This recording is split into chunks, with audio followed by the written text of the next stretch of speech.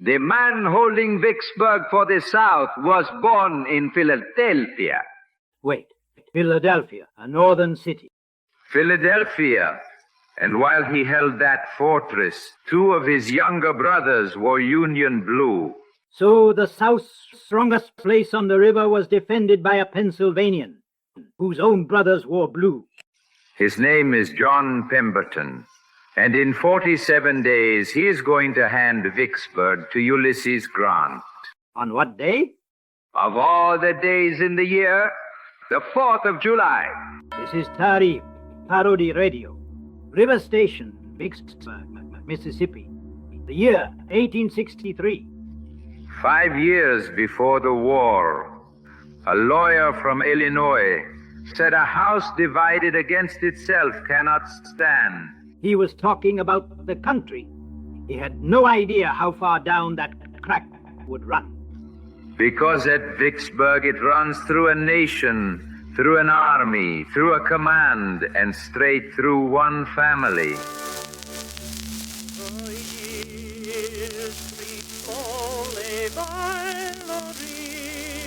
That song you just heard is called Lorena.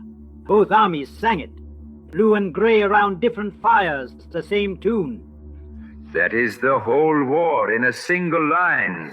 Now look at the map, because the map is the reason. The Mississippi, the spine of the country. Whoever holds this river controls the trade of half a continent. And in 1863, one city holds it, Vicksburg. Why this city? What is so special about it? 200-foot bluffs. The river makes a hairpin turn right under the guns. Anything that floats past has to slow down and turn. Into the guns. Into the guns. Batteries in tiers up the cliff. The Southerners called it the Gibraltar of the Confederacy, and they were not exaggerating. And what does Lincoln say? Vicksburg is the key. The war can never be brought to a close until that key is in our pocket. That is not a general talking. That is the president. He is telling you where the war gets won. Because the Confederacy is not one country. It is two halves stitched together across this water. Say that again. Everything the South eats and shoots comes across that river. Texas beef, Arkansas grain, Louisiana salt. So the river is not a road. It is an artery, and Vicksburg has it by the throat. Cut it, and the South does not lose a city. It loses half of itself.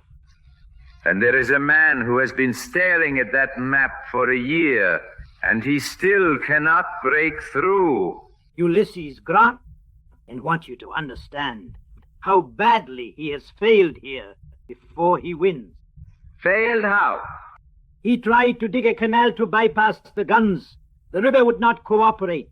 He tried to float his boats through the swamps. Through the swamps with gunboats. Through flooded forest, the branches tore the smokestacks off the boats. Confederates felled trees behind them, so they could not back out. 7 attempts, 7 failures. And in Washington, they are already writing that Grant is finished, that he drinks.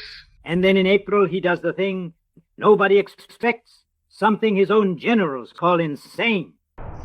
He runs the guns. The night of April 16th, Admiral Porter takes the fleet downriver, straight past the batteries in the dark. Past 200-foot cliffs lined with cannon, in wooden and iron boats, in the dark. The Confederates light bonfires on the far bank to silhouette them. For 2.5 hours, the river is a shooting gallery. And he loses one transport. Everything else gets through. And now Grant has a navy below Vicksburg. And an army that can finally cross to the dry side of the river. Now here is where Grant does the truly reckless thing. He cuts loose from his own supply line. He does what? No supply base, no line back to the north. 40,000 men living off the countryside in enemy territory with a river at their back. If he loses one battle, he is annihilated. There is nowhere to run. He does not lose one battle. In 17 days he fights 5 and wins 5. Fort Gibson, Raymond, Jackson, Champion Hill, the Big Black River. Champion Hill. That is the one that matters, isn't it? May 16th, the hardest fighting of the whole campaign, the hill changes hands 3 times.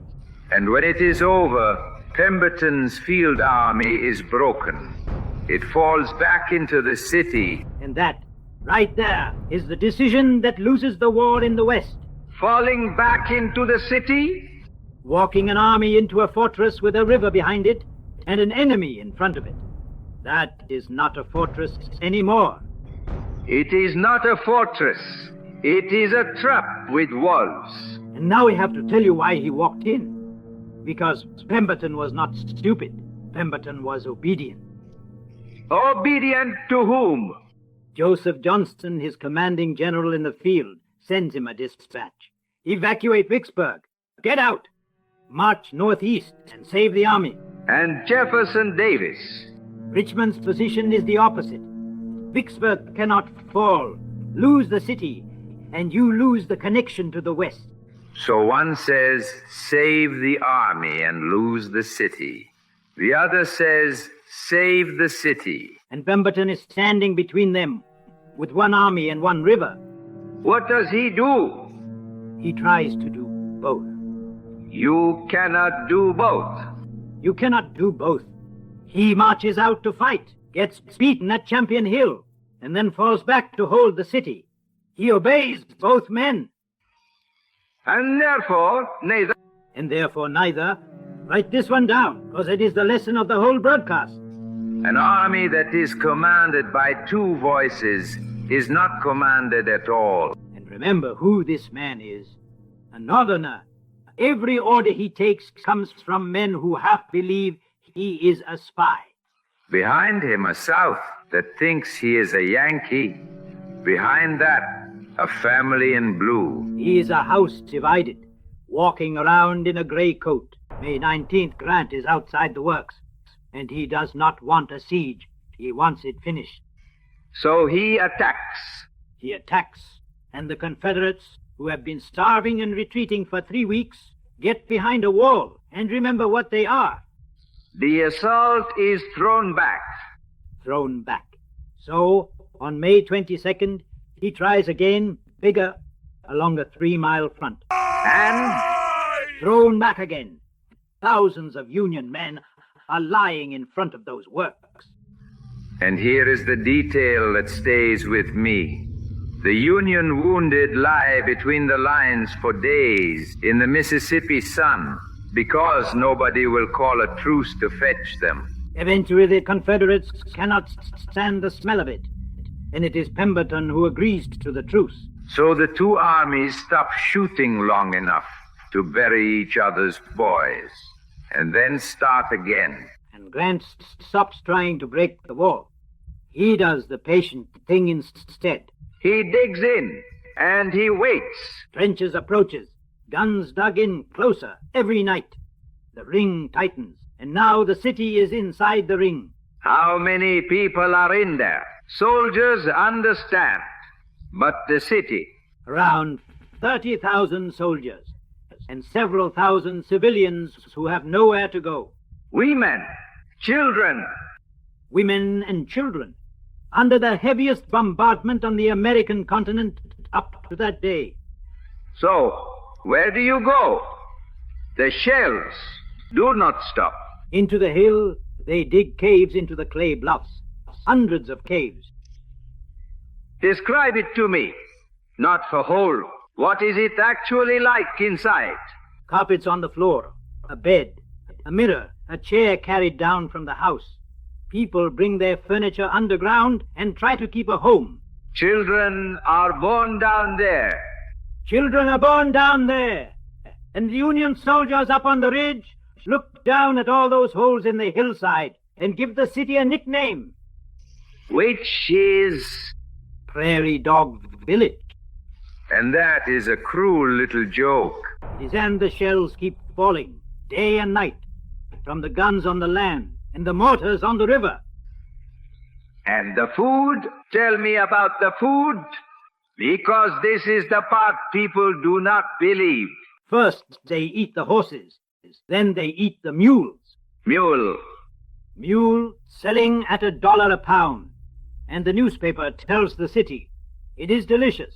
It calls it Confederate beef. Sweet, savory, and tender. Sweet, savory, and tender. That is a man lying to his neighbors to keep them standing. And after the mules, say it. Rats sold in the market. One soldier wrote that they ate them with the relish of men, dining on a delicacy. And they are still not surrendering. Number. And now we want to show you my favorite object of the entire American Civil War. Which is? The newspaper, the Vicksburg Daily Citizen. They have run out of newsprint completely. So they stop printing. They do not stop printing. They go into the empty houses. They tear the wallpaper off the walls, and they print the newspaper on the back of what they tore down. On wallpaper. On wallpaper. A city eating rats, printing a newspaper on its own wallpaper. The editor is still making jokes. About what? Grant has boasted that he will eat his dinner in Vicksburg on the 4th of July, and on July 2nd, the editor prints his reply. Go on.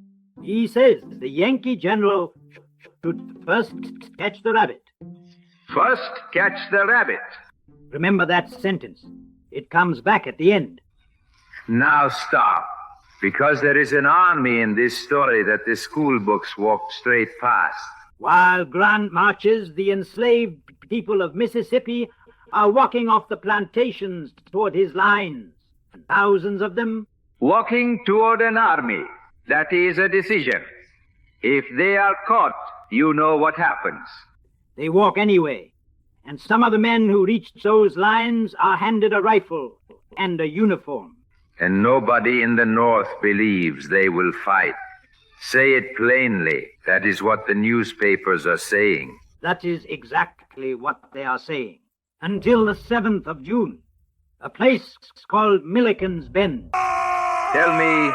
A Confederate brigade of Texans hits the river post, held mostly by newly recruited black regiments, men who were enslaved a few weeks earlier. How long have they been soldiers? Some of them days they have barely been taught to load. And they are attacked by veterans. By veterans. It goes to the riverbank.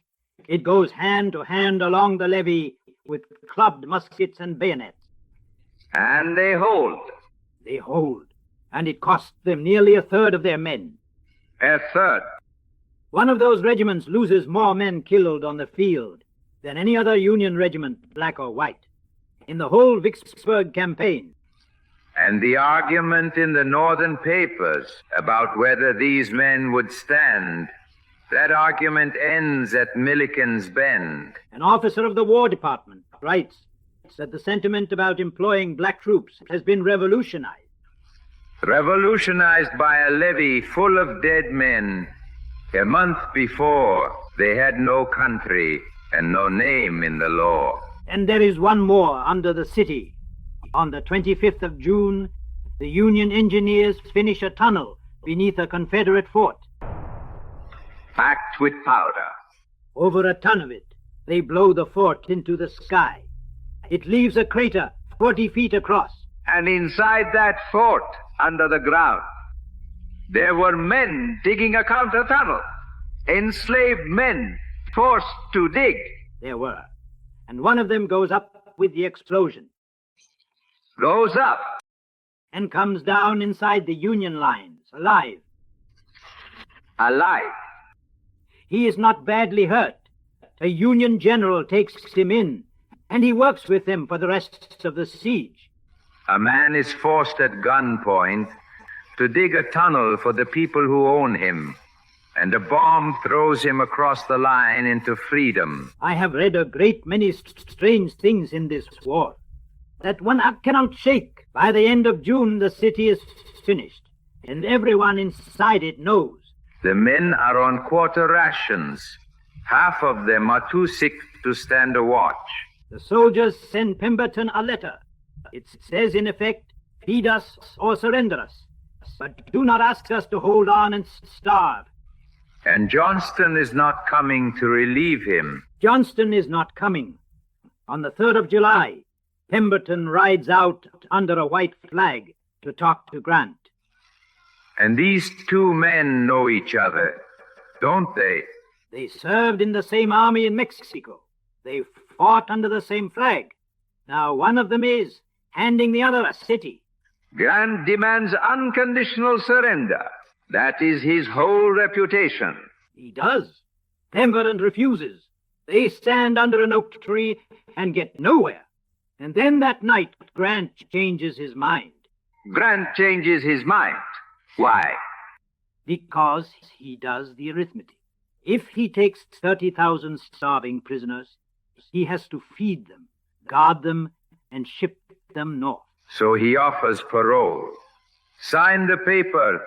Go home. Promise not to fight again. Parole. And the men who fought him for 47 days walk out of their own lines instead of into a prison. And Pemberton picks the day. This is the part you cannot forgive or forget. Ooh, I'm not sure which. He surrenders on the 4th of July. He believed a northern army would give better terms to a beaten enemy on its own national holiday. A Pennsylvanian handing over a southern city on America's birthday, choosing that date on purpose. 10 in the morning, the 4th of July, 1863. 29,000 men march out, stack their rifles, and fold their flags. And the Union soldiers do not cheer. They do not cheer. Grant wrote that his men shared their rations with the Confederates on the spot, men who had been shooting at each other that morning. Because they were never foreigners to each other. That is the thing this war cannot get around. And now the newspaper. Remember the rabbit. The rabbit. Union soldiers walk into the newspaper office on the 4th of July and find the type for the July 2nd edition still standing. The rabbit joke still set in the press. And they are printers. Some of these men in civilian life. So they set one last paragraph under it, and they run it off on the same wallpaper. It says, 2 days bring about great changes. The banner of the Union floats over Vicksburg. And the last line. General Grant has caught the rabbit. That is the coldest sentence in American history, and it was printed on a stranger's wallpaper. The river opens. Boats run from St. Louis to the sea without a shot. And Lincoln writes one line that says everything. The Father of Waters again goes unvexed to the sea. And the Confederacy is now two halves that can no longer touch. And there is one more thing about that week that Americans still do not quite believe. Say it. The day before Vicksburg surrendered, 1,000 miles away in Pennsylvania, Lee's last charge broke at Gettysburg. July 3rd, Gettysburg. July 4th, Vicksburg. The South lost the war in 24 hours. The admission took 2 more years. Now there is a story. Every American has heard about this city. And we have to tell you the truth. Which story? That Vicksburg was so wounded by surrendering on the 4th of July that the city refused to celebrate Independence Day for 81 years. I have heard that my whole life. It is in the guidebooks. It is in the guidebooks.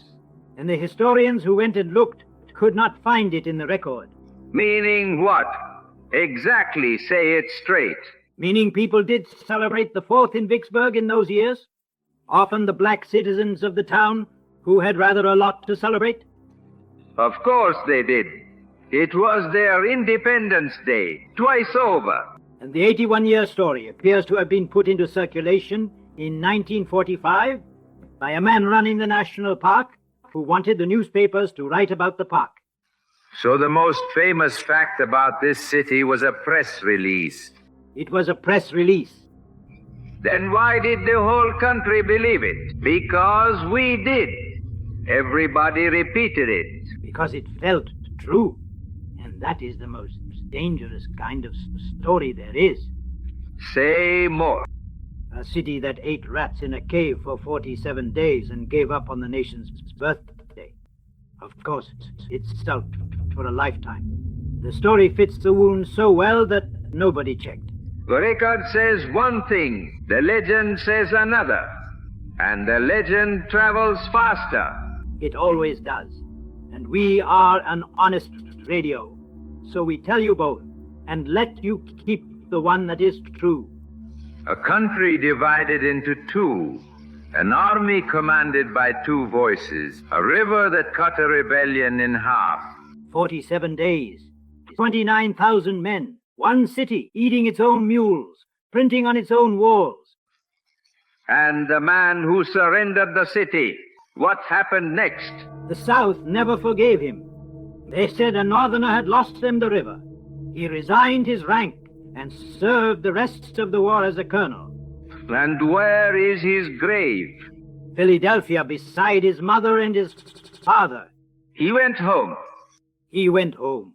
And when they buried him there, families of northern officers objected to giving him the ground. So he is the only Confederate general lying in the city of Philadelphia. Rejected by the South he served. And unwanted by the North that gave him birth. A house divided against itself cannot stand. Lincoln meant a country, but it was true of a command, and it was true of an army.